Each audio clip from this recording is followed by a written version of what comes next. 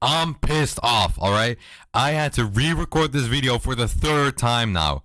And I have a lot to say about the main fight. Alright? I'm going to be predicting UFC 313. Opening the early prelims. Jordan Santos versus Ozzy Diaz. Ozzy Diaz only loses to good opponents. And in those fights, he's kill or be killed. He only gets knocked out by good guys. Like I just said. And Santos definitely has enough wrestling to dominate this fight and absolutely slaughter Ozzy Diaz. But I think Ozzy's going to fluke it up, dude. I'm going to be hardcore here. I think he's going to fluke it up. I think he's going to KO. And I think it's going to be in round 2. Absolutely fluke it up. I think he's going to be dominated the first round and maybe beginning of the second round and then fluke a KO. Then we got Chris Gutierrez versus John Castaneda. Gutierrez is better striking and good wrestling. I think Castaneda is better in the grappling, but I don't think he has enough to take Gutierrez down. So what I think is going to happen is that Chris Gutierrez is just going to piece John Castaneda up while he keeps trying takedowns. And I think it's going to be decision. Dominant decision by Gutierrez on the feet. Then we got Francis Marshall versus Marion Santos. Now, before the recording before this one, I thought I picked Francis Marshall, and then I read my notes, and I was like, why did I pick this guy?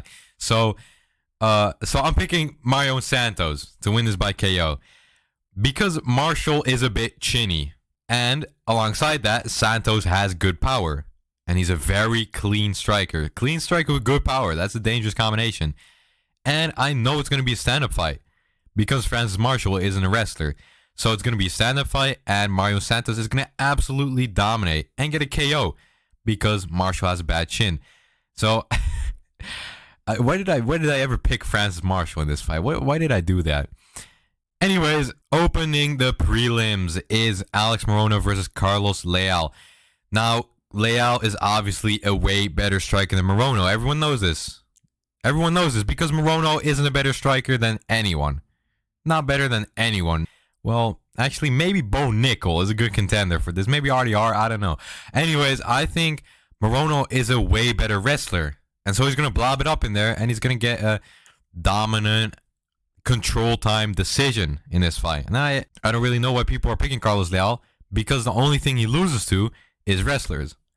And Alex Morono isn't too bad of one. Then we have Bruno Ferreira versus Armen Petrosian. And Armen Petrosian is a crafty, rangy striker.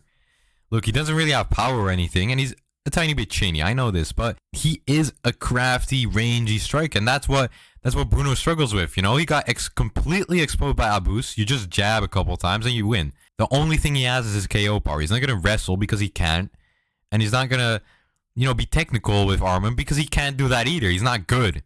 All right. So Armen Petrosian is gonna jab it up in there. Have a slow first round, and then the rest of the fight, jab and cross. And I think that's going to be the whole fight. It's going to be boring. And Armen Petrosian is going to get a decision win.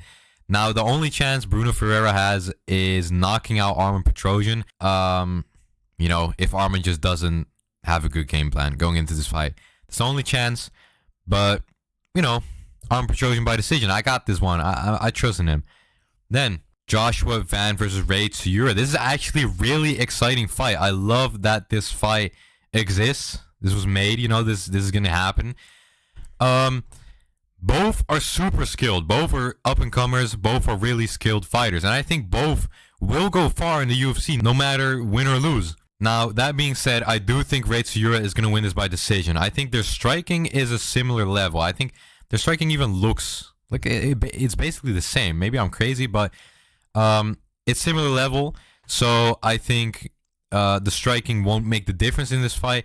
And what's going to make the difference is the grappling. And I have a lot of trust in Ray Tsura's grappling, because if you do well in Pancrase, which Ray did, that proves something to me about your grappling.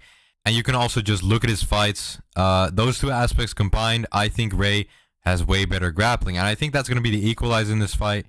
And Ray is going to take it by decision, because I do think Van has enough defensive grappling to not get submitted. That being said, we got Curtis Blades versus Rizvan Kunyev. Why is this on a prelims when we have Amanda Lemos fighting, when we have Fucking Jalen Turner fighting. Why is this on the prelims? Guys, this guy just fought for the title. Blades did. I have no clue. Anyways, why the fuck is Rizvan Kunyev in the UFC? Look at this fucking guy. Look at how fat he is. He's on every steroid known to man. He fought Pereira. He beat him, but he was on every steroid. He tested positive for like 50 steroids. What the fuck? How did he even do that? Why is this guy in the UFC? I have no clue. Why is he fighting Curtis Blades? I don't know. Does the UFC just love Muslims who roided up Muslims? First you had Hamdi Abdelwahab, now you have Rizvan Kunyev. Why are they getting these matchups? Why is Rizvan Kunyev, why are they even in the UFC to begin with? And then why is Rizvan getting a super high level matchup? If he wins this, you're talking about a title shot. Anyways, that being said, Rizvan Kunyev isn't winning this. The only thing he really did was can crushing in Eagle FC. Not high level at all. And Curtis Blade is. He will blob all over Rizvan Kunyev and TKO him in round 1. I put my whole entire trust in Blades. Get my boy a win. Then, opening the main card is Bobby Green versus Mauricio Rufio. I'm not calling this guy King fucking Green. Pushing forward and you're changing your name to King? What the fuck? Anyways, I like the guy, so who cares? I think this fight is closer than people think. You know, everyone's picking Rufy, and I am too. I'm picking him by round 3 KO. But I do think it's way closer. I think Bobby's chinny, but Bobby definitely has good boxing, like really good boxing. And he's chinny, but he's not that chinny, right? Getting knocked out by Jalen Turner isn't a bad thing. If Jalen Turner just followed up on all his knockdowns, everyone will be glazing him as like the most powerful guy in lightweight. Right? So, you know, that's not a bad thing. Like, of course it's bad, but you know, it's not a bad look to lose to Jalen Turner, in my opinion. And I think the first round is going to be really close, and maybe even Bobby's going to win it first round. But I think over time, Rufy will, you know, outstyle Bobby, you know, with the weird striking, mixing some kicks, and you know, really build up on the body, on the legs and stuff like that, and then eventually get the KO in round 3, because Rufy does have KO power. He has solid power in those hands, and he's, you know, he's I wouldn't say, you know, he's technical. I don't know, in like his way, he's technical. So I think he's gonna get it by round 3 KO. Next fight is Amanda Lemos versus Yasmin Lucindo. Now, who the fuck cares about this fight? No one. But Amanda Lemos is winning this by decision because she's a far better grappler, far better striker, beat way better opponents, and Lucindo is, for some reason, super overrated. She lost to absolute nobodies, and she doesn't do anything well. Also, age doesn't matter in women's MMA because they don't knock out anyone. They don't get a knockout on anyone. No one, like, there's no knockout power in those hands. Like, it's not a threat at all. So age doesn't really matter. Amanda Lemos is way more technical, and she's getting the decision because, of course, women's MMA, there's never a finish. It's that's just the way it is. Then to more important business. I say more important business and then turn to a Jalen Turner fight. It's not. I don't know about that one. Anyways, Jalen Turner versus Ignacio Bahamondes. I'm picking Jalen Turner. You know, it's a really close fight. I think this is 50-50. This could go either way. I'm not mad at you if you pick Bahamondes. I get it, actually. It's I don't know how to pick this one. Anyways, I think this is a really close fight. And I think Jalen Turner is going to maybe have a little bit of the upper hand in the striking. However, I do think Bahamondes is going to mix in some wrestling. I don't know if that will work. Maybe he's going to actually get some control time. But, you know, eventually I do think this is one of those fights where Jalen Turner gets a knockdown and walks away. So I think they're going to give Jalen Turner the decision. Maybe it'll be controversial, actually. But I'm actually not sure about this fight at all. So I don't really have a lot to say about it. Nothing really convincingly. But what I am convinced about is Justin Gaethje versus Rafael Fiziev. Now, first of all, I want to say I'm not bothered at all by Dan Hooker being out. I know that was hyped, but That was not going to be a throw down fight. That was not going to be a just bleed fight. Justin Gaethje has been he's been trying to be a technical, boring striker. That's what he's trying to transition to, and especially after the nasty Max Holloway knockout, he was gonna, he was gonna technique it up in there with Dan Hooker, and he was just gonna piece him up, jab him up, and it would be a dominant decision by Gaethje. I don't know, man. It was gonna be a boring fight. I don't care what any of you say. Nothing exciting was gonna happen in that fight, anyways. So, we have Fiziev in there. Of course, it's less hype, and that's sad. But yeah, Gaethje's levels above Fiziev. I still don't trust Fiziev's cardio. I don't trust that he's worked on it at all since the injury. Yeah, so I think Gaethje is just gonna make it boring and dominate second and third round. I think the first round is gonna be close, and I think Fiziev is gonna try to mix in a takedown, like just to like show that he's different, he's evolved. It's not gonna work though, probably, but he's still gonna do it in my opinion. So yeah, I'm picking Justin Gaethje by decision, obviously, because Fiziev still has a really good chin, so that's that. Then Alex Pereira versus Ankalaev. Where is everyone? Where is everyone that was picking Ankalaev? A couple months ago, I remember in every fucking poll, Ankalaev would be up by 80%. Where are you now? Where is everyone? I was always on the Pereira team, Look, I'm not gatekeeping. I'm welcoming you all to the Pereira camp, okay? Welcoming you all. Pereira is winning this, right? I have so many reasons why, and every single reason standalone would make Alex win, and they're all combined. So, I really think Ankalaev is chanceless in the fight. I really think this isn't going to be close at all.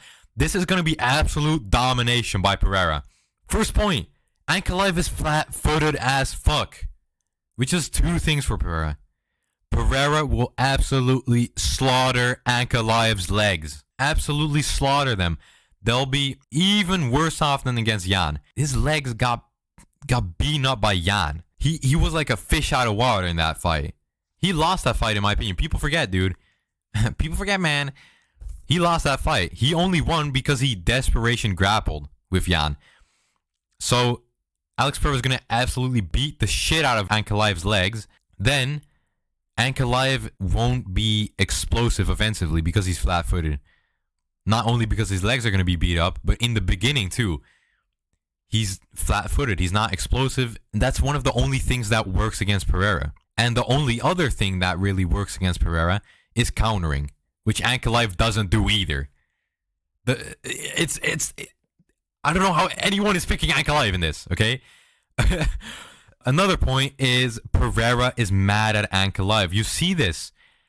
Pereira always conserves his power. He always pulls his punches. It's a defensive thing. It's a cardio thing. He always pulls his punches. And he has insane power when he does. But when he lets go, when he's mad, like in the second Yuri fight, like in the Jamal Hill fight, he lets go. He throws bombs. He throws fight enders. And he is mad at Ankalaev in this build-up. Even before this fight got announced, he was mad at Ankalaev. He's going to be letting go. He's going to be throwing huge bombs against Ankalaev. That's a huge aspect. Because Pereira's power is an equalizer in any fight. Then, Ankalaev said he won't wrestle. Fucking idiot. Why would you say that? I don't believe him. I think he's going to wrestle. But I think he's going to be too late. I think he's going to try to stand with Pereira in the first or second round. And then by the time he wants to wrestle, his legs are going to be beaten up completely. And so it won't have any effect. It won't work. Then, Ankalaev, his last fight, he struggled against Rakic. He won. Okay, he won. He won dominantly. But he didn't win convincingly. He was just standing there, okay? He was just standing there. Rakic! He couldn't find openings against Rakic. Fucking Rakic, alright? What the fuck? Alright? Rakic! Are you hearing this? Let this settle in, okay? Let this sizzle in your brain. Rakic. And in that fight, what really was shown, and in every other fight, Ankalaev is a super inactive fighter. He doesn't do anything in the fights. Which allows Pereira to build up damage again on the legs, on the body, and it also allows him to set up shots. This is like against Sean Strickland. Because Sean Strickland doesn't do anything, it allows Pereira to set stuff up. and really set it up. He's going to be throwing bombs. Alex Pereira is going to set up absolute bombs, absolute fight enders. Then Ankalaev obviously can't win this fight on fucking cage generalship like he does against everyone else because he's not a good fighter. He's not an entertaining fighter. He's not any of that. You know, he's not winning on cage generalship decision against Pereira because his legs are going to be beaten up if he tries to do that. And then one of the most important aspects in this fight is Ramadan. Ankalaev is still fasting, guys. It's Ramadan. He's still fasting. He doesn't eat food and he doesn't drink water. And everyone knows all Dagestanis are on steroids. I don't care. Everyone knows this. I'm assuming in Ramadan they don't take steroids. That's a huge aspect in this fight. And the food and water thing, Magomed Ankalaev will be dehydrated going into this fight. Because look, not only is going to lose a lot of weight in the build up to this fight, he's going to be way lighter than he usually is, but at the weigh-ins, he's not going to be able to rehydrate after that because he can't do that in the day. So he's only going to be able to rehydrate hours before the fight. And what does that do? Your brain is the last part of your body to rehydrate. And what happens is when it's dehydrated, it shrinks. And what does that do? It makes your brain bounce around in your skull. And that's how you get concussions. So every fucking jab Pereira will land on Ankalaev, his brain is going to be bouncing around in there. You know, I'm not picking Pereira round 1 KO, but I should, honestly. Because I think there's a real chance this gets ended in round 1. Purely based on the fact that Ankalaev is going to be super prone to being knocked out. Super prone to concussions. AKA his chin is going to be horrible in this fight. But I am picking Alex Pereira to brutalize Ankalaev. He's going to absolutely brutalize him. Ankalaev won't be able to walk out of this fight. He's going to be carried out in a stretcher. If not because he's sleeping, but because his legs won't fucking work. He won't be able to walk after this fight. I genuinely think that. I think Alex Pereira is going to brutalize Ankalaev, and I think he's going to finish it in round 3. The only real chance Ankalaev has in this fight is getting a fluke KO on Pereira. But that's not happening. Because the only real chance you have against Pereira in doing that is doing it when he's throwing bombs, you know? And again, Ankalaev doesn't have any countering. He doesn't do that. Man, people really need to wake up, genuinely. Like, I get that you're behind Dagestanis. I get that you like Muslims. Like, I get a lot of people being behind their own fighters and a lot of Americans just clinging on to this Dagestani thing. But let's be honest, the only real dominant Dagestanis we've ever seen were Khabib and Islam. Besides that, just look at the facts of this fight.